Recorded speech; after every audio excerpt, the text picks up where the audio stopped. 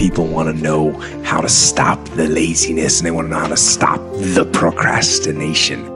The Marines have a saying, everybody wants to go to heaven, but nobody wants to die. And that's just real. At the center of bringing any dream into fruition is self-discipline. Here's the next one, believe in yourself. Yes, you got to believe in God, and you got to believe in the community, and you've got to believe in the possibilities. You've got to believe in the economy. You've got to believe that tomorrow can be better than today. But here's the big one, believe in yourself. There isn't a skill you can't learn. There isn't a discipline you can't try. There isn't a class you couldn't take. There isn't a book you couldn't read. If it's written in some other language, you just get it translated and read it. When you let the discipline slack, you know the feeling weak and defeated, and you know that you're falling behind.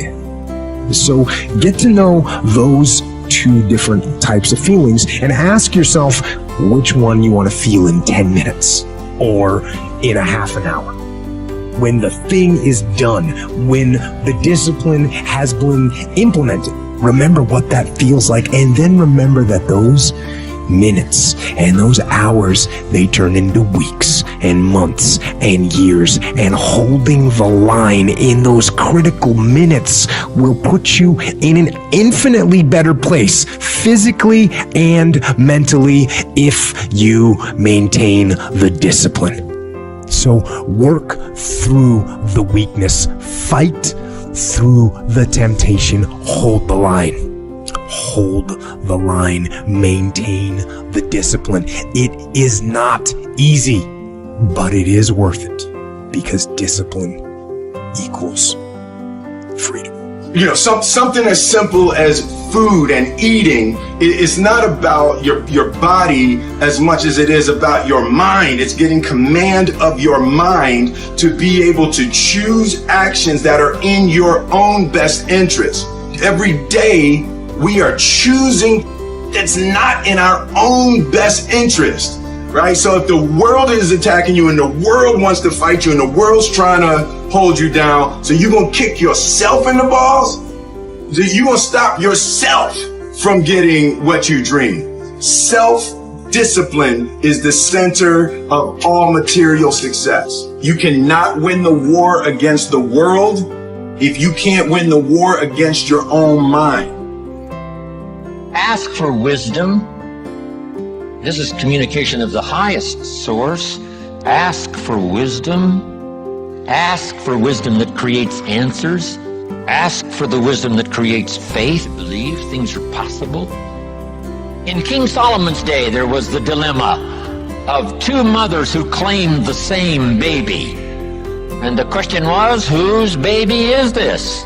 This mother says, it's mine. The other mother says, no, it's mine. Solomon said, bring me the baby. They brought him the baby, and he raised the sword. He said, I'm going to cut this baby in half and give one half to this mother and one half to this mother. And as he raised his sword, sobbingly, the real mother said, no, no, no, don't cut the baby in half. Give it to her, who was not the real mother. Solomon says, now I know who's the real mother. See, that is so wise. And the moment was such drama. But Solomon, the wisest of the wise, knew what to do to settle the deal. Ask for wisdom to deal with the challenges of today and tomorrow, to deal with the challenges your family brings you. Don't wish it was easier, wish you were better. Here's the next one, conserve your time. I must learn to do this. How much time have I got left? Not an unlimited supply. How many of these weekends can I do? Not 1,000, just a few, maybe a handful. Sometimes we get faked out. Bill Bailey says, the average person says, I got 20 more years. No, Bill says you got 20 more times. If you go fishing once a year, you've only got 20 more times to go fishing, not 20 years. That fakes you out. I got 20 years. No, 20 times. See, that brings it right down to the real stuff. 20 times. How many more seminars like this? Not 1,000, a few, just a few. So would I mumble and stumble? Would I give you less than my best when I've only got a few more to give? And the answer is no, of course not. If you're a person of some dignity and quality, you wouldn't let that happen. Invest your profits. We're going to talk now about this before the weekend is over on financial independence. And I'm going to give you some excellent advice. Here was one of the philosophies Mr. Shoaff gave me, along with Mary Kay. Here's what he said. Profits are better than wages. Wages make you a living. Profits make you a fortune. Mary Kay and I went for that. Wow. Could we start earning profits while we're making a living? The answer is yes. I went berserk. Here's one now. Protect your family. These are troublesome times. Not that they haven't been troublesome times for 6,000 years. At school, troublesome times. I know a wonderful mother and a wonderful father who had 2 boys. In school, they went 2 different directions, and one became a model citizen and the other one went to jail. Protect your family as best you can from the hidden dangers, the lurking evil one. Here's the next one. Live with intensity. You might as well turn it up a notch or 2 after this weekend. Why not? Invest more of you in whatever you do. Be a little stronger, be a little wiser, step up your vitality, contribution.